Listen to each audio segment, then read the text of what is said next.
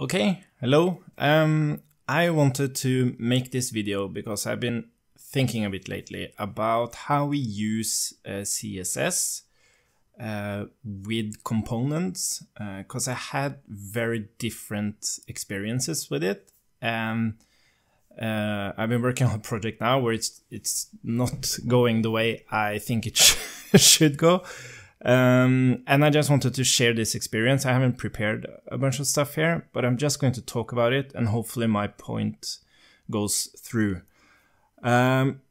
Because with a lot of things we handle in the browser, especially when we get new things all the time, we don't have clear concepts for doing the right thing. Like we need like the names and the concepts to understand where we should put our code and how to ideally create good patterns and stuff like that. And I'm going to talk about this in the context of components. So when we talk about CSS, we also talk about styles, but these are actually two different things. Like a CSS is like a style definition. You have a selector and you have CSS properties, while styles really are the CSS properties themselves. You don't have any selectors there. So when you write CSS, the important thing about CSS is that it's static. So what do I mean when I say static? What I mean is that you write a piece of code or syntax, and that doesn't change. Like what it expresses, like for example, if you use a variable, or if you use like a font size of rem or em or something, like the value it represents might change depending on the context it's used, but the definition is static. Okay, but then we also have dynamic styling, or dynamic CSS, or this is what I mean. Like we use these terms like over here, over there, and when we talk about dynamic styling, we're not really talking about CSS. We're talking about having one element, a specific element on the page that needs to look different. So a good example of this is if you have like a button component, and you might have multiple instances of this button where all of them renders a button element. But when you change a property on that component, you don't want all the button elements on the page to change. You only want the specific element of the component that rendered it. And that I think is really important, because we're talking about inline styles as something bad. But inline styles isn't bad, it's just scoped. It's scoped to the element, just like a component instance is scoped to the elements it produces. And now we're actually talking about dynamic styling, because this is where you would do something like you see on the screen here. Like, do I have a property passed in that says has error? Okay, I want the color to be red, or I want to use a CSS variable. Or for example, typically with width and top and left and all this, you have like an X variable, and you want to change the styling of the element based on that property. So this separation of CSS, which is like a static description of how something should look, has the property of being defined outside. Like when you do something, like when I say outside, I mean like as a style tag in your header, like in your head on the HTML page. But when you want to do something dynamic, you have the possibility to use a style, like you do something dynamic to a specific element. And you can combine this. Like you might have a general static definition, which is CSS on an element, and then you go in and you do some specific styling on that element. Maybe this is obvious to you, But let me now explain why I think we're going in the wrong direction. Because if we move over here to this piece of code, and this is from an actual project using style components, and like when I used style components to begin with, I loved it. Like this is exactly how I want to write my components and style it. But often like you fall in love with stuff and then you get to know each other and then maybe it wasn't that great after all. And this is not to say that style components is a bad solution, but it depends on how you use it. So if you don't know style components, it's based on creating elements. Like a simplistic way of doing it is I want to create a div and I want the color here to be red. Okay, so what this does is that it actually creates a component. And that component passes a class name down to a div element. That's kind of like what happens underneath. And if you pass any properties to this, let's call it header. If you pass any properties to this header, that will be passed directly down to the div underneath. Okay, so this is really important. Maybe we can talk about that first, because that's problem number one. When you define your styling like this, it does not matter what you pass here. Everything will be passed down to the DOM element. Meaning that in this case, we are passing in an enabled prop and a font prop.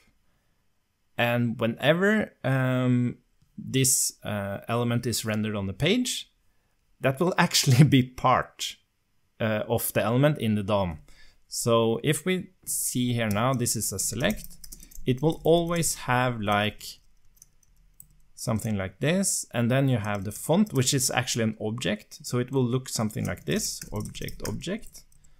This is how this element will look in the DOM. And this is just, no, you don't want to do this. That's for sure. So that's one issue. The other issue is that you think that you're making your components more declarative, because you can say like container, and this is just a div, and then you have like maybe a list. But the problem doing this is that you start creating like a bunch of containers. You like have a container, but then you need another div because that's just CSS. And then you can't use container because you already used this, so you call it wrapper.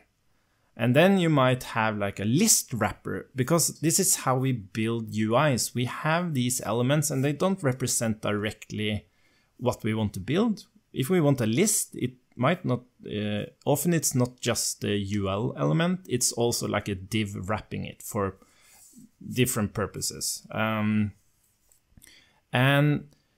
This just becomes weird, in my opinion.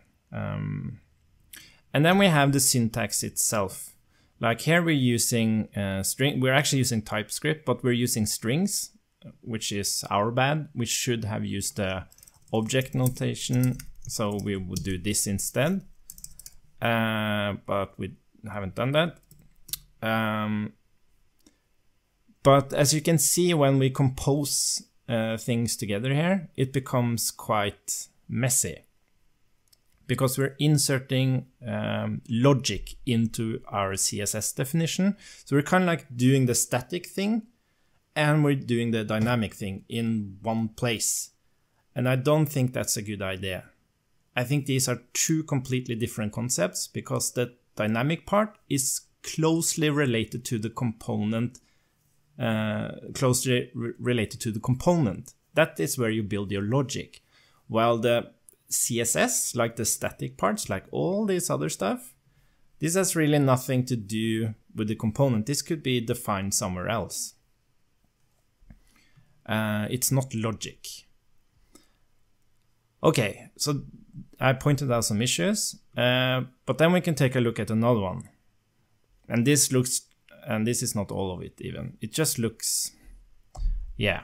It's kind of funny how you start out and then you get to a point and you kind of like invested in this syntax and the way and the approach you do. and I can't blame style components for this. Of course, I had something to do with it, but I think it gives the wrong promise. Like we did end up here. But anyways, the point here is that we have the same thing that we're putting a bunch of logic inside our CSS definition. But what happens is that whenever, first of all, I forgot to talk about this. When you define static CSS, that can be optimized. So for example, if we didn't have any of this, it would be possible before this component even runs to put that CSS in a style tag in the browser. But when we have dynamic CSS like this, that's not possible because it might change. Like it doesn't know what values are about to enter this component. So it has to do this at runtime. So when you render a component, it needs to figure out, okay, what should the CSS look like? And then it puts it as a style tag in the browser. And then it does some caching and stuff. But the point is that what if you're doing a bunch of changes, like you changing a width, like we're doing here? Like it could be any value, which means you would shove a bunch of class names into a style tag in the head of the document. A good thing is that style components yells at you if this happens, but it shouldn't happen. Like, I think this is where it conceptually breaks down. You don't have a clear separation. So what you need to do with style components is to think about, okay, some of the dynamic stuff I can do in the CSS definition because there aren't that many values, so you won't produce that many different class names. But some of them might have many different values, which means I have to put them in the style, like as an inline style. And evaluating that, I think is, that's too much work. I don't want to think about that. I would rather want to think about static CSS, like where I don't use any properties from the component and stuff. That's CSS. That's how I think about CSS. And it has selectors and it has CSS variables and all that good stuff. That's one thing. And then when I have some dynamic behavior, like I'm using a property from the component to figure out how an element should look like, then I use inline styles. That to me is a very clear separation that makes sure that you don't have any logic, you don't have any logic inside your CSS. As you can see, we have here. So I found this project. I think a lot of people know about this, and it's called Emotion. Let's see. And what's kind of funny about Emotion is that what you see on the front page is exactly what I think is wrong. They're mixing component logic with the CSS definition. But what Emotion did was to introduce something called a CSS prop, which I think is a brilliant idea. And it's actually been adopted by style components as well, but it works a little bit different. So I just wanted to show you like my current state of this and how I like to work with CSS and styles in components. So when you work with Emotion, you can actually import JSX instead of importing React. And the reason you do that is that it exposes the CSS prop, and this has to do with TypeScript as well. Like you get correct typing, but also it allows you to do server-side rendering without any APIs. You can just do React render, React DOM, render to string, render to string. And since we're using the JSX factory from Emotion, it just figures out what styles does it need to include in that render to string, which is pretty amazing. But anyways, app React function component. If you didn't know, React SFC is out. It's now function component. SFC is a stateless function component or function component. But now function components are becoming stateful with the hooks, which will be released next week, I think. Anyways, so let's return something here. Now, let's imagine I have like a container here. So this has to do with developer experience as well. What I would typically do is create like an elements file next to this component, and I will create like a container using style div or something. But what I'm doing now instead is that I'm just putting it in here like that. And what actually happens here is that when this component or this code is transpiled, Emotion will actually move this definition for me. So the way we express it here is that when this component renders, it will run this logic, create the class name, put it in the style tag in the head, and so on.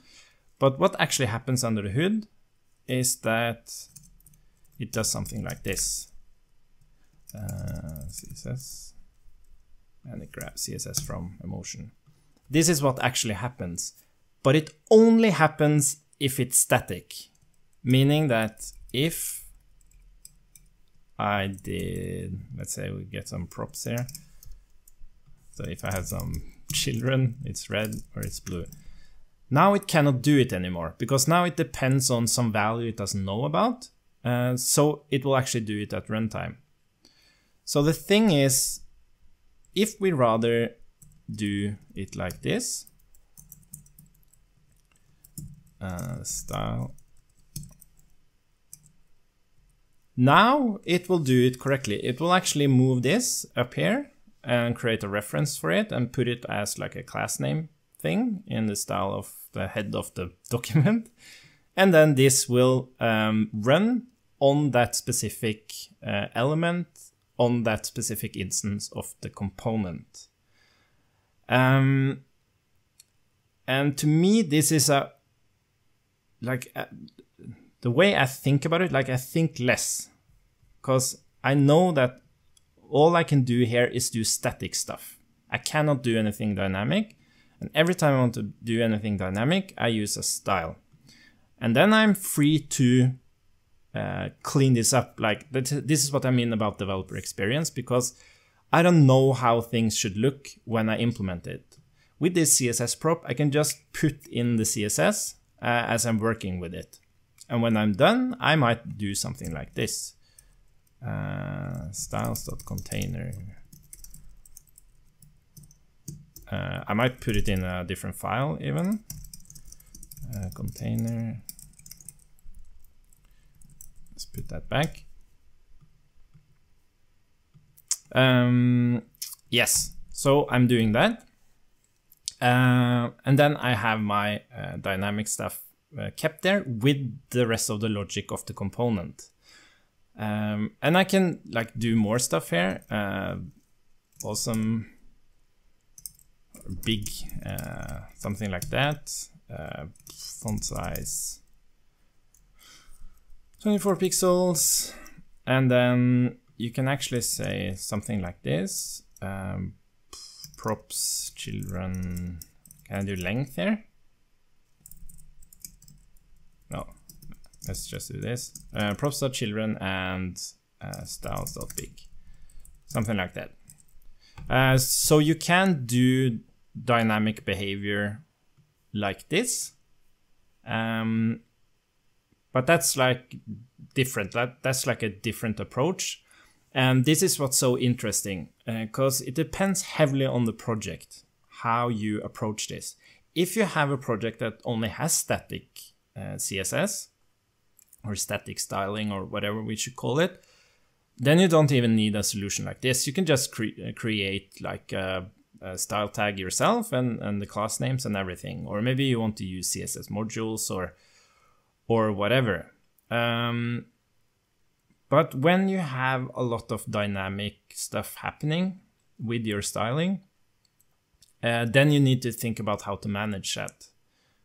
And you might want to manage it by, like, if the dynamic parts of your styling is very common, you might want to create a class of that dynamic behavior, and for example, big, and then you would use this approach.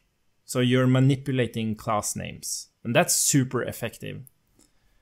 But you might also work on a project that, like, there's just everything's different. All the dynamic parts is specific to each component, and then you might as well use a style tag, because this is super difficult to figure out. Like, you could create a class name for every single property. Like, for every single color you use, you create a class name for it.